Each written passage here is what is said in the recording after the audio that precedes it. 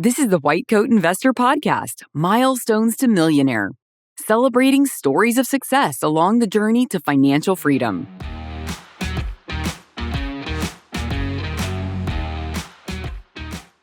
This is Milestones to Millionaire Podcast number 201. Financial planner becomes a millionaire. Resolve is the number one rated physician contract team, reviewing 1,000 plus physician contracts every year. They empower physicians with location-specific compensation data, which leads to unparalleled leverage during the physician contract negotiation process. A physician contract lawyer is included and can negotiate on your behalf, alleviating the stress that can go along with reviewing complex legal terms. Flat rate pricing and flexible schedules are designed for a physician's schedule. Use code WHITECOAT10 for 10% off at whitecoatinvestor.com/resolve. Welcome back to the podcast. I hope you enjoy these podcasts. If you want to come on them, that is actually possible. These podcasts are mostly about you, right? We want to highlight what you've accomplished, celebrate your financial milestones with you, whether that's getting back to broke or whether that's becoming a decamillionaire. I don't care.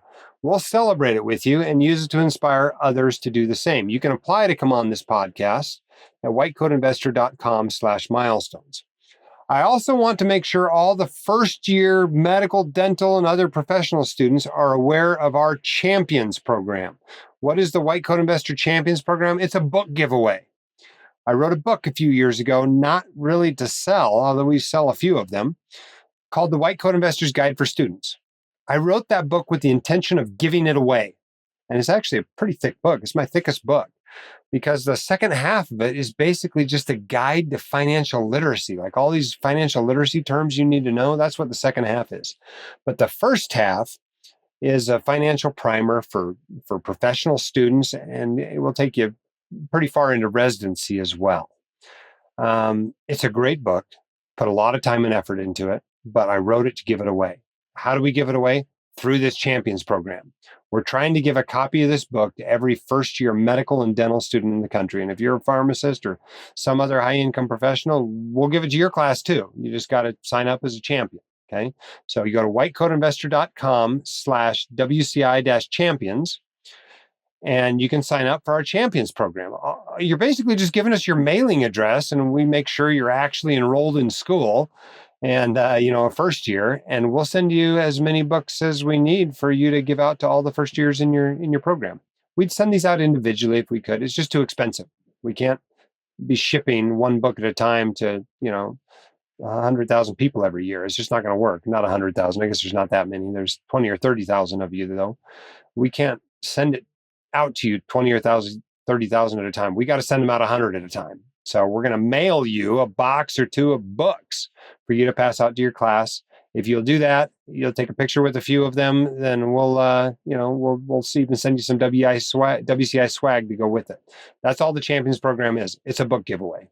And we got a whole bunch of people that have signed up already, but there's plenty of medical and dental student first year classes that do not have a representative yet, do not have a WCI champion to pass these books out. If nobody's handed you a book yet, your class doesn't have a champion, okay? Please volunteer to be the champion. Please forward this or give this information to any first years you know so that there will be a champion in every class and we can make doctors financially literate from the very beginning of their careers. And we'll have a heck of a lot better healthcare system. We'll get better care from them. It's all good for the rest of us if this happens, okay? They're not all going to fire after 2 years, right? We're still going to have plenty of doctors out there. They're just going to be better doctors because they're going to be financially literate doctors. All right, we got a great interview today. Not a doctor today. We got a little bit of a different professional today. We got a financial planner, which is kind of fun. They also have to build wealth and take care of their family and have a future. But stick around afterward. We're going to talk about a common problem for those of us here in Utah, maybe not in a lot of other states, but in Utah and other places where education is not that expensive. There are a lot of overfunded 529s out there, especially after the market run-up the last 5, 10, 15 years. And we'll talk a little bit about what you can do with those. Our guest today on the Milestones to Millionaire podcast is Gary. Gary, welcome to the podcast. Thanks, Jim. Happy to be here. Let's introduce you to the audience to start with. Why don't you tell us how far you are out of school, what you do for a living, and what part of the country you live in? Sure. So I graduated college in 2010. I'm dating myself, but I am a right in this middle of the line millennial. I do what I do for a living is I'm a financial planner. So I've been doing that since pretty much a year after college. Got my certified financial planning designation about 8 years ago, and my master's in financial planning about 2 years before that. So, and I am out in sunny California. Okay, so relatively high cost of living area. Very much so. We're very cognizant of that each and every day when we see our paycheck and see those state taxes come out. Yeah, I bet. Okay, and tell us what milestone we're celebrating today. So I am over 1.35 million as of today. Very cool. You're a millionaire. Yes, happy to Awesome. claim that. Congratulations. Very Thank proud you. of you. It's no small feat, and when I was 10 years out of college,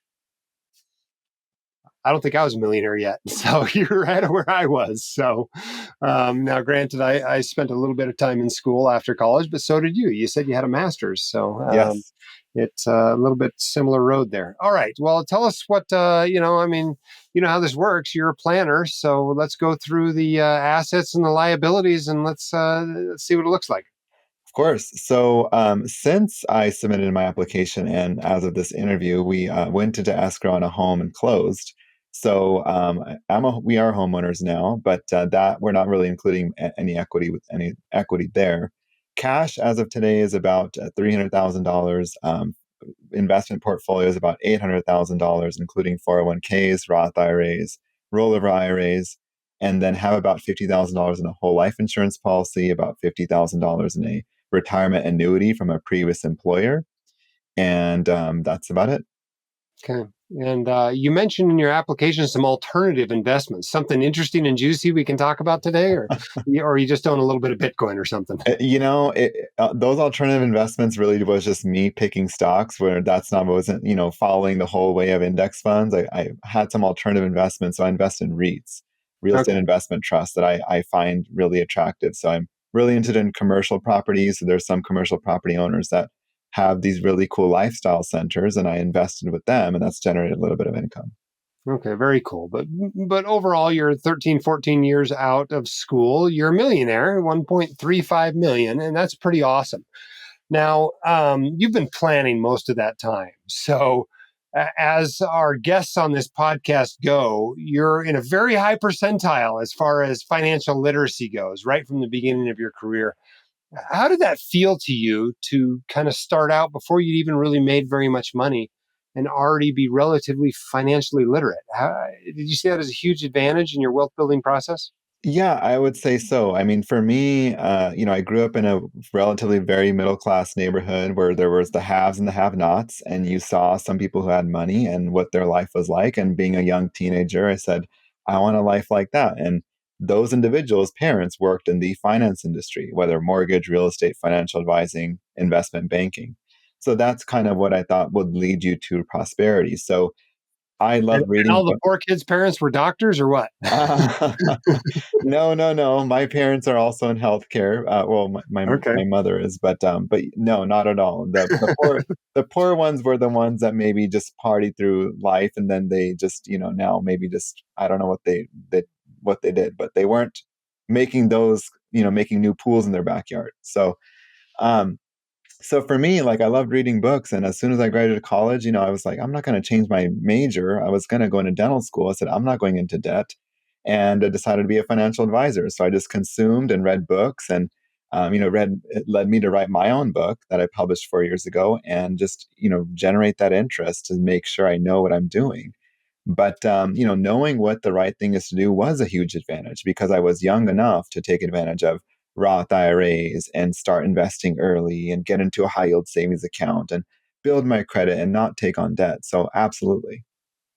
We got to go back to that bit about dental school for a second. How interested were you in dental school? Were you like, I really want to be a dentist, but I can't because I don't have the money and I'm not going to borrow it? So Jim, I took my DAT.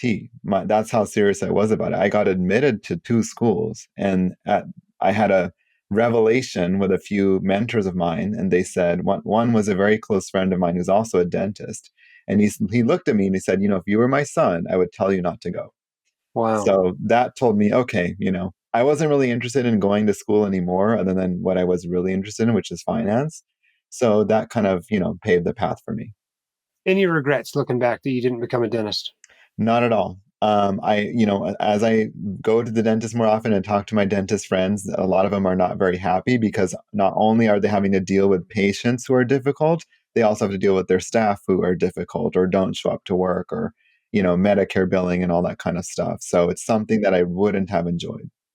Well, I had my daughter into the pediatric dentist yesterday. So, all of you dentists out there, thank you so much for what you do. As you can see, there are people that, they weren't willing to take on the debt that you've taken on and the financial challenges and management challenges you have. And so, we're very grateful that there are trained dentists out there to take care of us in our moment of need. Absolutely. All right. Well, tell us about why you were successful. I mean, in a decade out of school, you're a millionaire. Your wealth is growing rapidly. Why were you successful?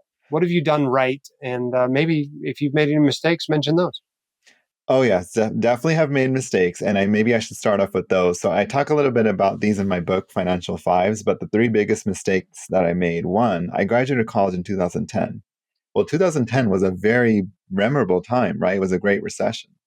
And I was not smart enough to say, I'm going to buy a fixer upper house for $80,000 and, it's just going to go up and up and up. And now my parents were wise enough to buy a house and I helped them with that. But I did not buy real estate. And I really regret it because that was a prime time to buy real estate, especially in California, where now your value would have maybe tripled. The other mistake that I made was, I really did enjoy writing. As I mentioned, I wrote a book, but back 10 years ago, YouTube and Instagram were in their infancy, and I had a lot of thoughts to share.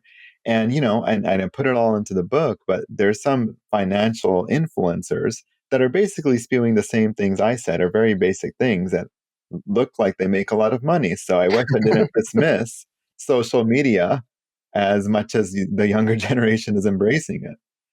And Well, then if it makes you feel any better, the vast majority of people that try to go out there and do this sort of thing don't actually have any financial success. So oh, that's good to hear. you may not have missed out on as much as you think. You just see these YouTubers saying, "Yeah, I make $400,000 a year at FinCon." People tell they make all this money, so I'm like, "Damn, I really missed out." Yeah, well, there's only one person on the stage and there's 400 in the audience, and that kind of tells you what you need to know. You're right. You're 100% right. And mistake number three was probably leaving my money in cash for too long. So I started investing in the stock market in 2010. And in 2015, I took a big chunk out because I thought, oh, the market's gone up so much. There's got to be Mhm. a correction, right? Markets go up and down. It hasn't gone down much. And I left it I left it in cash for about 3 years. Not Hmm. all of it, but a large part of it, which is kind of the reason I had a lot of cash to begin with. As a market timing move, you were waiting for the market to drop, I and then you're was, going to put it yep. back in. I fell into the hole that we as financial advisors tell our clients not to do, which is time the market. And I was doing it myself. And that was a big mistake because the market has continued to go gangbusters since then. And cash, as we know, prior to the pandemic, was not paying very good interest because interest rates were so low. So that those are probably my three mistakes. And Although two of those, are retrospectoscope mistake. yes, You look back and you're like, "Oh, I wish I did that." Well, we all wish we bought Bitcoin in 2011, right? I mean, come on, right? so So true. let's talk about what you did right. Yes. So what I did right was I was very fortunate. I graduated college without any debt. I got some scholarships. I graduated early. My parents were very grateful to give me a chunk of money in the beginning. It was only $30,000, but they're like, "This is what you get for college. Good luck." And so I was able to graduate without any debt, which was big. And I was able to live at home for several years while I established my career. So having no housing costs, no student loan payments, right, allowed me to take risks within my career that maybe some people are not able to take. And go on. I started a full commission career when I started in financial planning. So you're in a recession, you have some kid that is a bio major in the suburbs, and you have no warm market. And I didn't fail. I did really well. And so that's what compelled me to continue to pursue financial planning as a career. So reading these books and just reading these blogs and, in the early days, and they talk about index funds and Roth IRAs and not going into debt. The very first book I read was Ramit Sethi's I Will Teach You to Be Rich. So because of that book, I started looking at high yield savings accounts and in Roth IRAs and not taking on debt. So by doing very simple things and living below your means, over time, it's not that hard to get yourself in a position like this. Yeah. It's amazing when you are living below your means. That money's got to go somewhere, Hmm. right? And everybody can argue about the right way to do it, but the truth is, anybody who's living sufficiently far below their means that there's a lot of that money does well eventually. It You know, does. Yeah. Give it so time. Yeah. getting that part right really goes a long way. All right. Well, there's somebody out there that's like you were, 10, 12 years ago. They're starting their career. Maybe they're in financial services, maybe they're in something else, and they want to be successful. Mhm. What advice do you have for them? What my advice is, just really spend some time getting to know yourself. What do you want out of your life? Try to visualize your life 10 years out, maybe write a letter to yourself, write down your goals, because society and especially social media these days maybe tells you what your life should look like. And you don't want to live a life like that. You want to live a life that's true to yourself. So beyond the basics of, don't take on debt, don't rely on your credit card, build your credit, also build your self-worth and your net worth, right? So network, get to know people, find a mentor, do as many informational interviews as you can, so you can find a career that you really enjoy and that is worthwhile of your time. And then just try to just get to know yourself and get to learn as much as you can. Very cool. Good advice. Now, you've mentioned several times you seem to be pretty debt averse. You don't like debt. It had an impact on your career choice. What debts have you had in your life, and how did you manage them? Well, as of 2 weeks ago, I've never had any debt. Now we have a mortgage. But I've never, even my cars, I always bought them cash. And I thought to myself, if I cannot afford this car, I'm not going to buy it. And I was very fortunate to, when I was living at home, I accumulated some money. So the very first car I bought was my dream car, which is a Infiniti G35. Loved that car, and it was $14,000. And living at home for a year, if you can't save $14,000, then you're doing something wrong. And so I was able to buy that car cash. And then what I did was I used to just flip cars. So next year, sell that car for the same price or more, find another car at a good deal. So I did that for a couple of years. But really, just the debt to me was I never wanted to owe anybody something in case I lost my job or in case something happened, right? So I just learned from whether it's cultural preferences or just the people I was around, debt is bad.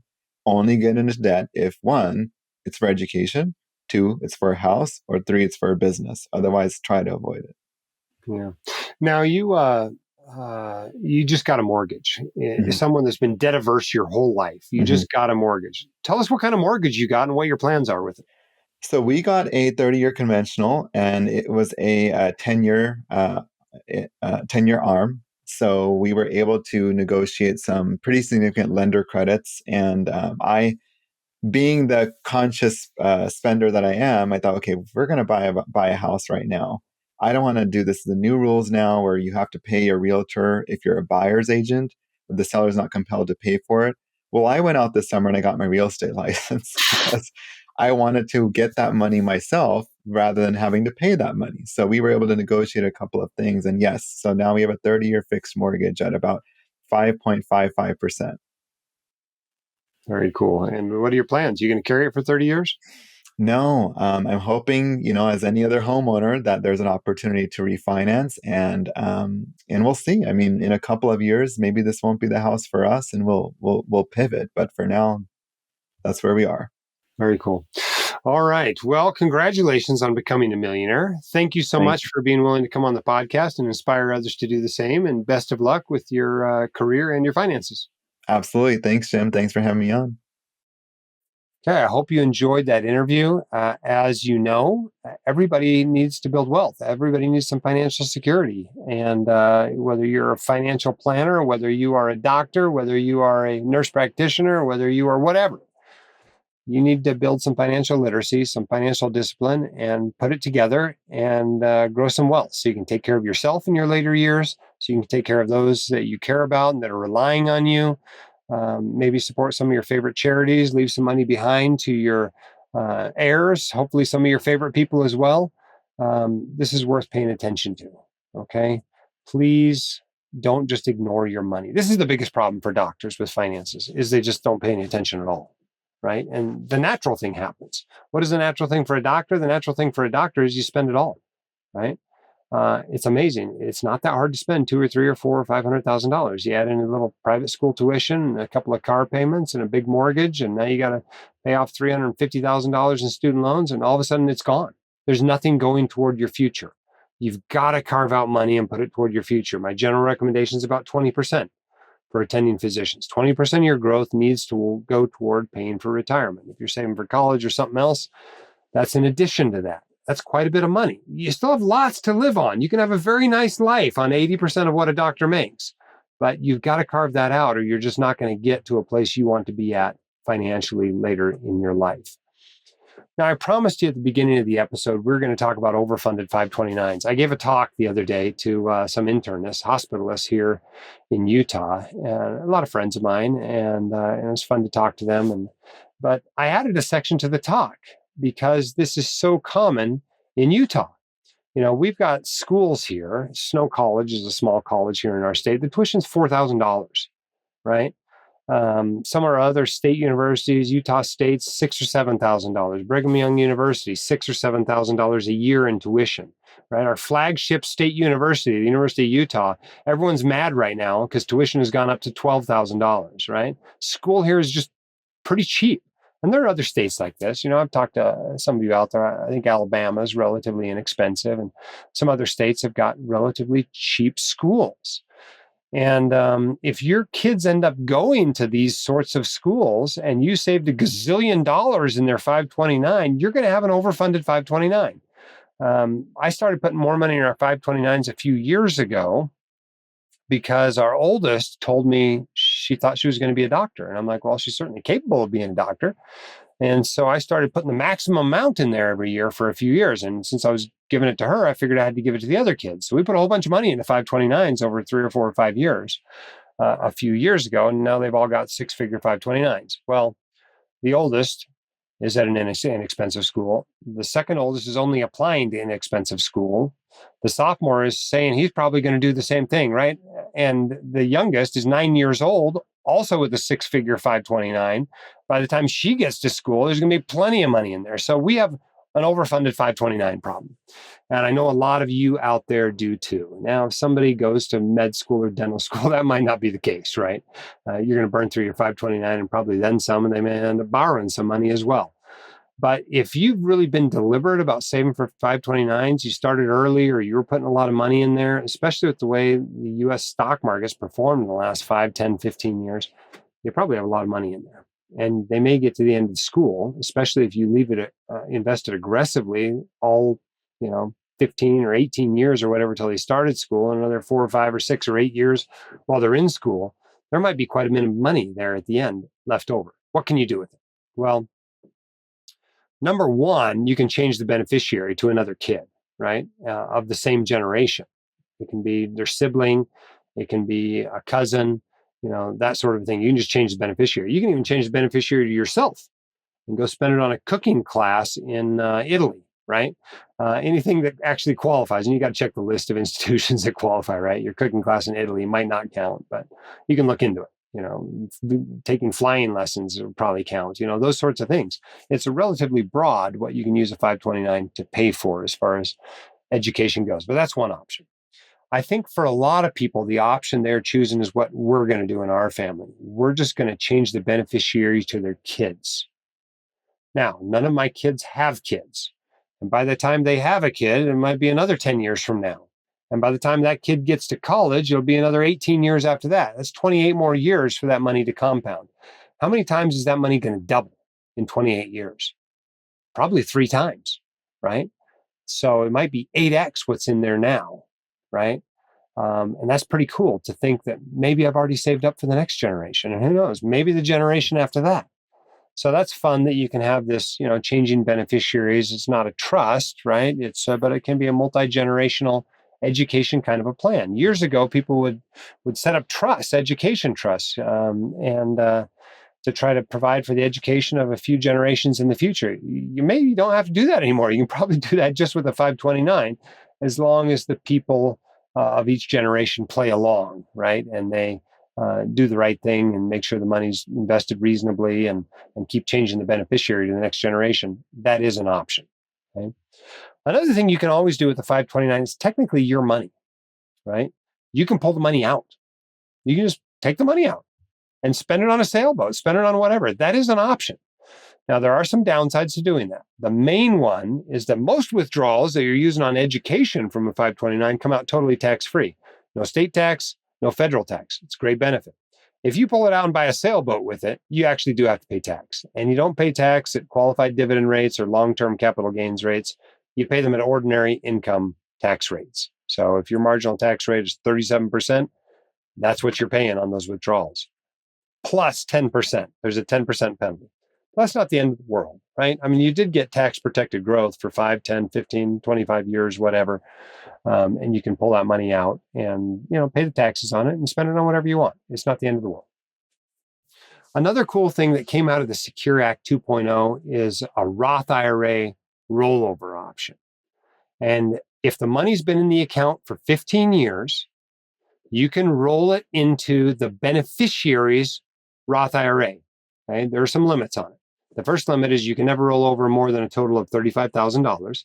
So if you have a six-figure leftover 529, this isn't going to work for you. But if you got 17,000 left over, this is going to work great for you. Secondly, this takes the place of that beneficiary's annual contribution, right? You can't put $7,000 from your earnings in there and roll over $7,000 from a 529. It's one or the other. You only get to make one contribution, but basically you can use 529 money to do it, and you don't have to pay taxes on it when you do that. So this money that you put in there grew, tax-free for years and years and years and years. Now it's in a Roth IRA, it can continue to grow tax-free. So you can't it takes the place of a regular contribution, so you can't put more in there than the contribution amount. For 2024, that's $7,000 for someone under 50. So you put $7,000 in there this year. Well, okay, well, what about the other $28,000? Well, next year you can put in $7,000 or $7,500 or whatever it goes up to. Okay, well, so it's going to take you 5 or 6 or 7 years to get as much as you can get into that IRA. But it might help a kid that's really trying to establish themselves in their 20s and doesn't have money to save for retirement. This is a good way to save for retirement. You can tell them if you don't blow it on college, you can use it for your IRA. It's kind of a cool feature. It's not going to take care of a dramatically overfunded 529, but it's a nice option to have. So those are kind of your options when it comes to a 529. You can change the beneficiary. You can just pull the money out and spend it. You can do a Roth IRA rollover, and who knows, maybe Congress and the IRS will come up with something else you can do with it in the future. But for now, those are the main options.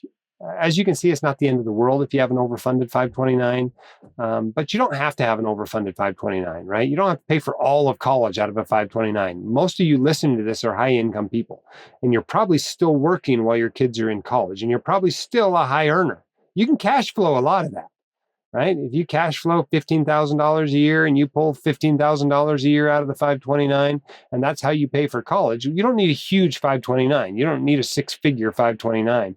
To pay for that. If you save up $30 or $40 or $50,000, that's going to go a long way toward their college, especially when it's combined with your cash flow. And that way, hopefully, you can empty out the 529. You don't have to worry about this issue anyway. But I hope that's all helpful to you.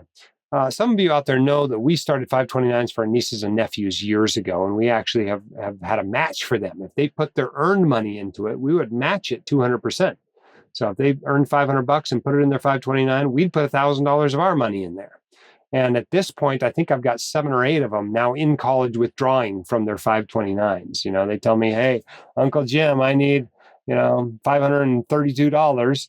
And I Venmo them $532 and pull $532 out of their 529 into my bank account. And that's pretty fun. But if they have any money left over in their 529s, what I'm probably doing is just making them the owner of the 529 rather than me being the owner and them the beneficiary. They can be the beneficiary and their owner.